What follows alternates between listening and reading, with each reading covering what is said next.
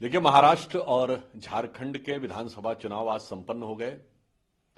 हम पूर्णतः आश्वस्त हैं कि भारतीय जनता पार्टी और एनडीए को और महाराष्ट्र में महायुति शानदार विजय की तरफ आगे बढ़ रही है।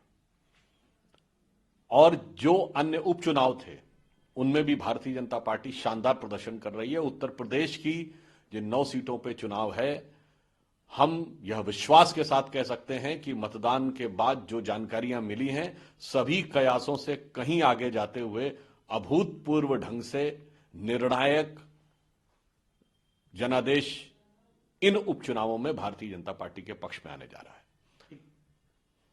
एक बड़ा अहम सोशल मीडिया पे वायरल किया गया, सपा प्रमुख अखिलेश यादव ने भी कई उस पर सवाल खड़े किए।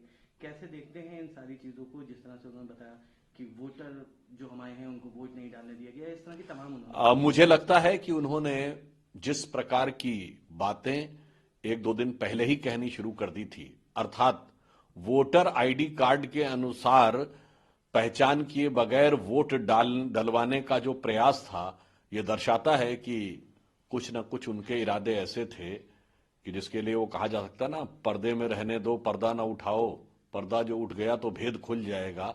तो मुझे लगता है कि शायद उन्हें भेद पहले ही समझ में आ गया था कि उनको अपनी करारी हार दिखाई पड़ रही थी, तो शायद वो शिकस्त की पेशबंदी करने में लग गए थे। और जो समाजवादी पार्टी के आरोप हैं, मुझे यही प्रतीत होता है कि वो अपनी करारी शिकस्त की पेशबंदी कर रहे हैं या अवश्यंभावी हार की पूर्व पीठिका बना रहे हैं। एक आखिरी सवाल है सर, जिस तरह से तमाम विपक्षी प्रदेश में कड़ी कार्रवाई करी, जहां से कुछ भी गड़बड़ी की संभावना थी, वहां पुलिसकर्मियों पर तक कार्रवाई करी, कैसे देखते हैं? देखिए, चुनाव आयोग ने बहुत सतर्कता से और प्रभावी ढंग से कार्रवाई की है। समझिए, महाराष्ट्र और झारखंड में 1000 करोड़ रुपए तक के चीजें बरामद की गई हैं। ये अपने आप में इस बात का प्रमाण है और सभी लोगों की जांच हुई है।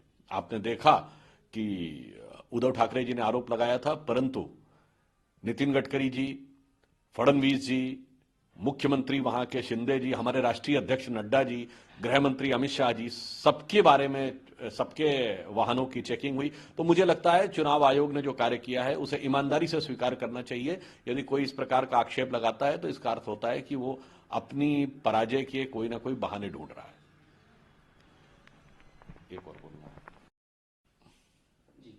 जहां तक कल एक पूर्व आईपीएस अधिकारी के द्वारा, जो कि बिटकॉइन के मामले में आरोपी भी रह चुके हैं, उनके द्वारा न्यूज एजेंसीज को दिए गए साक्षात्कार से जो तथ्य प्रकाश में आए हैं, मैं यह कहना चाहूंगा कि यह मामला पूरी तरीके से तकनीकी है। इसको कोई राजनीतिक रंग देने का जो प्रयास कर रहे हैं वह सफल नहीं होगा, क्योंकि जांच एजेंसियां अपना कार्य कर रही हैं। छत्तीसगढ़ में आज कुछ छापे पड़े हैं और जांच एजेंसियों को अपना काम करने देना चाहिए। उसके बाद यह दूध का दूध, पानी का पानी हो जाएगा। मुझे लगता है कि इस प्रकार के गंभीर आरोपों के बारे में जो भी तथ्य प्रकाश में आए हैं, उनकी तथ्यात्मक और विधि सम्मत जांच होनी चाहिए।